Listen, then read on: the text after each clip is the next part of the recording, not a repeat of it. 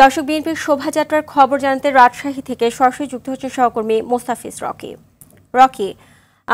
Rocky, শোভাযাত্রা ঠিক কোথা থেকে শুরু হয়েছে এবং সেটি কোথায় গিয়ে শেষ হবে, আমাদেরকে বিস্তারিত জানাবেন। সূচনা, আন্তর্জাতিক গণতন্ত্র দিবস উপলক্ষে রাজশাহী বিএনপির যে শোভাযাত্রা এবং সমাবেশ, সেটি এরই মধ্যে সমাবেশ সেটি শেষ হয়েছে। আর অল্প কিছুক্ষণের মধ্যেই যে শোভাযাত্রা সেটি কিন্তু বের করা হবে। আমরা দেখেছি যে দুপুরের পর থেকেই রাজশাহীর যে জেলা রয়েছে এবং বিভাগ, সেই বিভাগের নেতাকর্মীরা কিন্তু স্বতঃস্ফূর্তভাবে এই সমাবেশে তারা কিন্তু এসেছিলেন এবং হাজার হাজার নেতাকর্মী আমরা কিন্তু দেখেছি এই সমাবেশ স্থলে আসতে।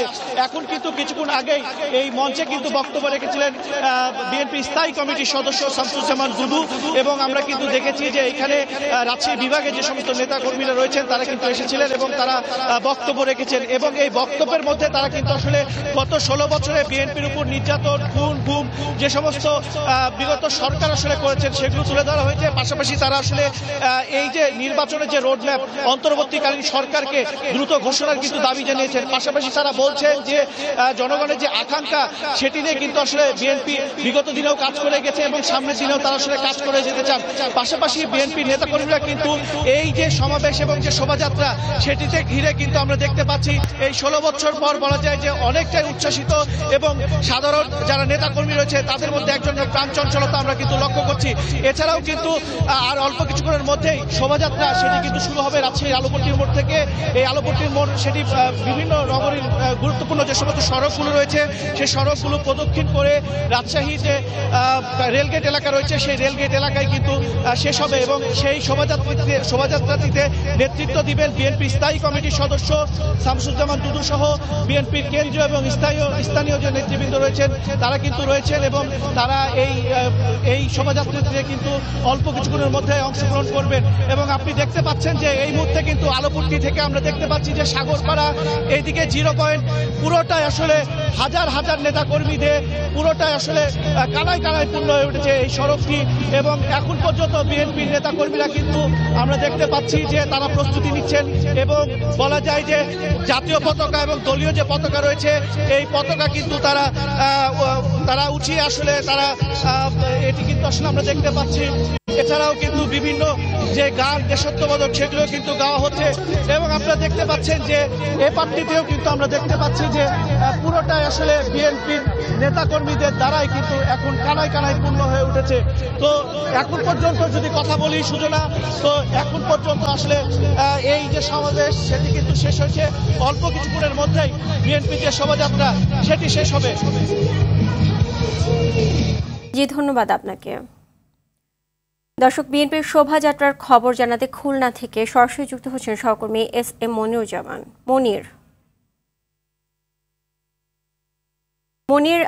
শোভাযাত্রা পূর্ববর্তী সমাবেশ শেষ হয়েছে কিনা এবং নেতারা কর্মীদের কি তথ্য দিয়েছেন, আমাদেরকে বিস্তারিত জানাবেন।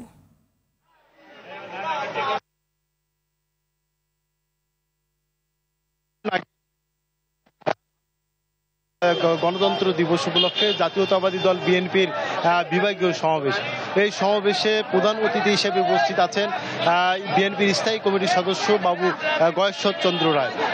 তিনি কিছুক্ষণ আগে বলেছেন যে তাদের হাজারো নেতাকর্মীর আত্মত্যাগের বিনিময়ে আজ যে দেশে গণতন্ত্র আসার পথে, তাই এই গণতন্ত্র আনার জন্য সকলকে প্রস্তুত থাকার জন্য বলেছেন, এবং পুনরায় যদি রক্ত দিতে হয় রক্ত দিয়ে হলেও দেশে গণতন্ত্র প্রতিষ্ঠা করবেন, এমনটাই তিনি জানিয়েছেন। আজকের এই সমাবেশে সভাপতিত্ব করেছেন খুলনা মহানগর বিএনপির সভাপতি শফিকুল আলম মনা।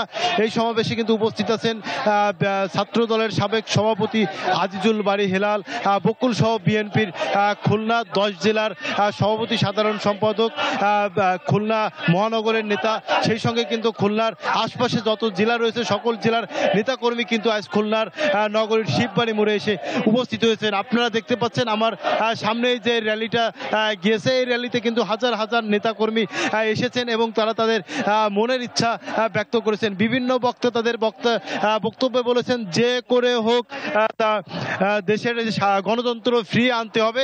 গণতন্ত্র ফ্রি আনার জন্য গেল 15 বছর বিএনপির নেতাকর্মীরা মার খেয়েছেন, কারাভোগ করেছেন, প্রয়োজন বোধে আবার তারা রাস্তায় নামবেন, আবার মার খাবেন, যে কোনো কিছুর বিনিময়েই হোক না কেন দেশে গণতন্ত্র ফিরিয়ে আনতে হবে, এমনটাই বলেছেন। সর্বশেষ খবর, বিভাগীয় সমাবেশের সর্বশেষ খবর।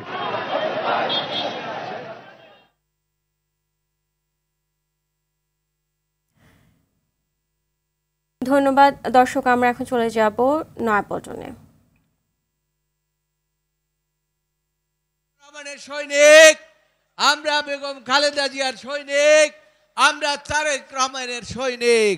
তাই আমাদের আন্দোলনের শেষ পর্যায়ে কিছুটা বাকি আছে, সেটা আমরা সমাপ্ত করব ইনশাআল্লাহ। আমরা পারবো না ভাই, হাত তুলে একটু দেখিয়ে দেন যে আমরা পারবো না বলে নেতার বক্তব্য শোনার জন্য আমি আমার বক্তব্য শেষ করছি। আল্লাহ আমাদেরকে হায়ানার হাত থেকে রক্ষা করেছো, ভবিষ্যতে গণতান্ত্রিকভাবে এই দেশ যাতে চলে এবং বাংলাদেশ জাতীয়তাবাদী দল বিশেষ করে আমাদের নেতা তারেক রহমান আইনগতভাবে দেশে ফিরে যাতে এই দেশের রাষ্ট্রনায়কের দায়িত্ব নিতে পারে, সেই কামনা করে আমি আমার বক্তব্য শেষ করছি। আল্লাহ হাফেজ। বাংলাদেশ জিন্দাবাদ, বাংলাদেশ জাতীয়তাবাদী দল জিন্দাবাদ, জনাব তারেক রহমান জিন্দাবাদ। সকলকে ধন্যবাদ। আসসালামু আলাইকুম। উপস্থিত নেতৃবৃন্দ, এই পর্যায়ে বক্তব্য রাখবেন বিশিষ্ট চিকিৎসক এবং আজকের এই বিশাল সমাবেশকে সফল করার লক্ষ্যে যিনি প্রধান সমন্বয়কের দায়িত্ব পালন করেছেন, বাংলাদেশ জাতীয়তাবাদী দল বিএনপির জাতীয় স্থায়ী কমিটির অন্যতম সদস্য জনাব অধ্যাপক ডাক্তার এজেডএম জাহিদ হোসেন। দর্শক, আমরা এতক্ষণ দেখছিলাম নয়াপল্টনের সেখানকার সমাবেশ। এখন আমরা চলে যাব সিলেটে, সেখানকার রয়েছে আমাদের সহকর্মী। সেখানকে বিএনপির শোভাযাত্রার খবর জানাতে আমাদের সাথে যুক্ত হচ্ছেন হাসান মোহাম্মদ শামীম।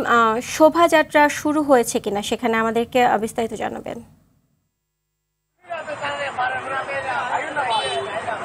ধন্যবাদ। যেমনটা বলছিলেন, আসলে সিলেটের বিভাগীয় বিএনপির আছি সেটি প্রদক্ষিণ করে সিলেট নগরীর যে রেজিস্ট্রি মাঠ আছে সেই রেজিস্ট্রি মাঠের দিকে চলে গিয়েছে এবং কিছুক্ষণ আগে কিন্তু সিলেটের যে ঐতিহ্যবাহী আলিয়া মাদ্রাসা ময়দান আছে সেই আলিয়া মাদ্রাসা ময়দানে বিএনপির বিভাগীয় সমাবেশ অনুষ্ঠিত হয়েছে এবং সেখানে প্রচুর সংখ্যক নেতাকর্মীরা তারা কিন্তু সিলেটের 4টি জেলা থেকে এখানে এসে যোগ দিয়েছেন এবং যোগ দিয়ে তারা কিন্তু তাদের কথা বলার চেষ্টা করছেন এবং এখনো পর্যন্ত আমরা দেখতে পাচ্ছি প্রচুর সংখ্যক মানুষজন এই শোভাযাত্রায় অংশগ্রহণ করছেন। গত 15 সেপ্টেম্বর তারিখে এই শোভাযাত্রাটি অনুষ্ঠিত হওয়ার কথা ছিল, কিন্তু বৈরী আবহাওয়ার কারণে আসলে একটি পিছিয়ে আজকে করা হয়েছে এবং এই ফলে কিন্তু এখানকার যারা বিএনপি নেতাকর্মীরা আছেন তারা দীর্ঘ 15 বছর পর স্বাধীনভাবে তাদেরকে মুভমেন্ট করতে দেখতে পাচ্ছি শোভাযাত্রার কিছু যে মূল যে জায়গাটি আছে সেখানে যাওয়ার চেষ্টা করছেন মির্জা আব্বাস, যিনি বিএনপি নেতৃস্থানীয় আপনি এই যে প্রোগ্রাম ছিল সেই প্রোগ্রামের প্রধান হিসেবে উপস্থিত হওয়ার কথা ছিল, কিন্তু তিনি আসতে পারেননি। তারপরেও কিন্তু মানুষজন স্বতঃস্ফূর্তভাবে এই বিএনপির যে সমাবেশ সেখানে অংশগ্রহণ করেছে। সেটাই ছিল সিলেটে আমার কাছে থাকা এখানকার সর্বশেষ পরিস্থিতি। ধন্যবাদ আপনাকে।